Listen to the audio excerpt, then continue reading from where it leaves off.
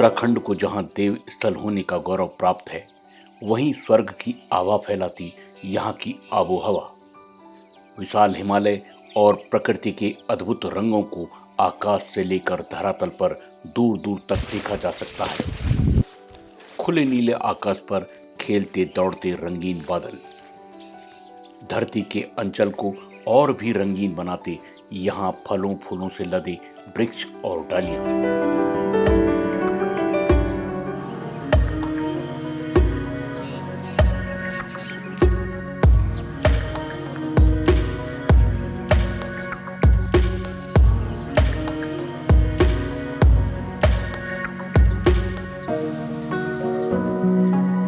यहाँ मौसमी फलों और फूलों की बहार पूरे वर्ष देखी जा सकती है। शीतकालीन फलों में रसीले माल्टे और नारंगी से लदे हुए छोटे बड़े वृक्ष,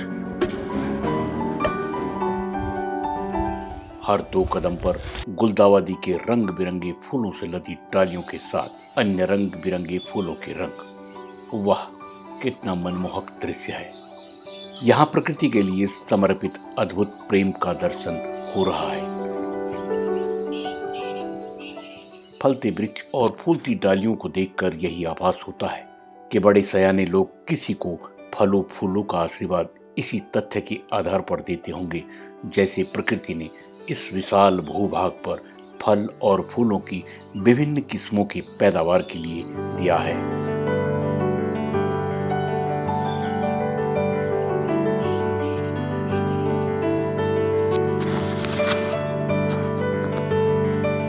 अपनी झोली से प्रकृति ने इस धरा को कई उपहारों से सजाया संवारा है।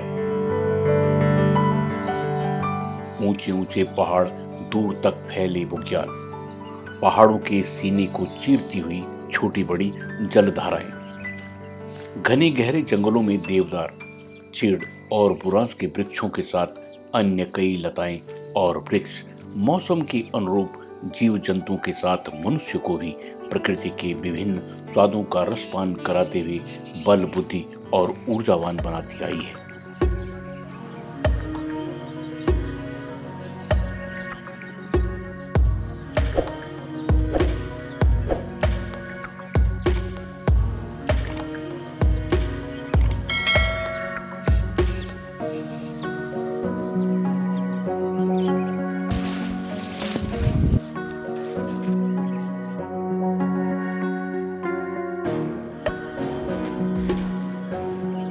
वास्तव में जंगल की संपदा पर पहला अधिकार जंगल के जीव जंतुओं का है, परंतु समर्थ को नहीं दोष कुसाई जंगल पर अपना आधिपत्य स्थापित करते हुए देखा जा सकता है।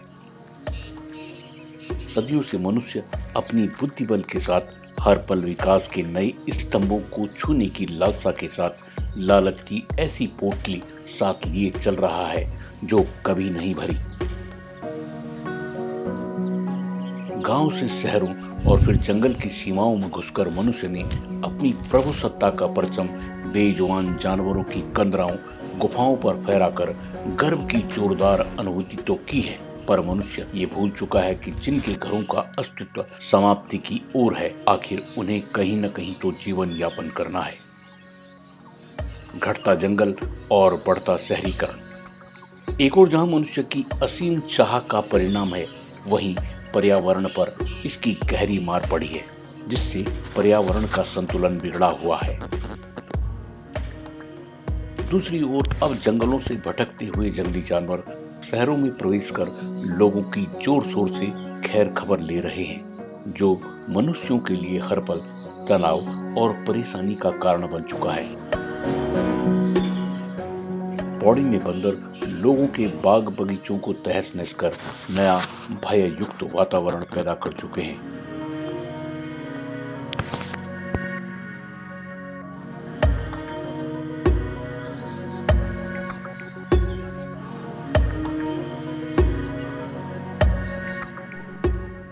बंदरों द्वारा लोगों पर हमलों के साथ पालतू जानवरों पर हमले व उनकी पिटाई भी देखी जाती है। पालतू कुत्ते तो इस पिटाई से इतने सहमे हुए हैं कि बंदरों से एक लंबी दूरी बनाकर मंद स्वरों में भौंकते हुए मनुष्य के प्रति अपनी लाचार वफादारी निभाना नहीं भूलते। अर्थात अब कुत्ते भी बंदरों से खौफ खा चुके हैं।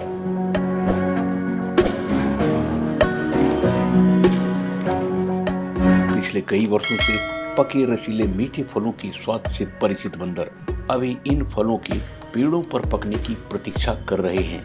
वहीं इसका लाभ यहाँ के निवासी उठा रहे हैं। ये लोग पेड़ों पर फलों को पकने से पहले ही तोड़कर बंदरों से दूर सुरक्षित स्थानों पर रखकर इनके पकने की प्रतीक्षा कर बंदरों की इस समस्या से मुक्त होकर एक बार फिर इन बेजुबानों को बेवकूफ बनाने में कामयाब हो रहे हैं।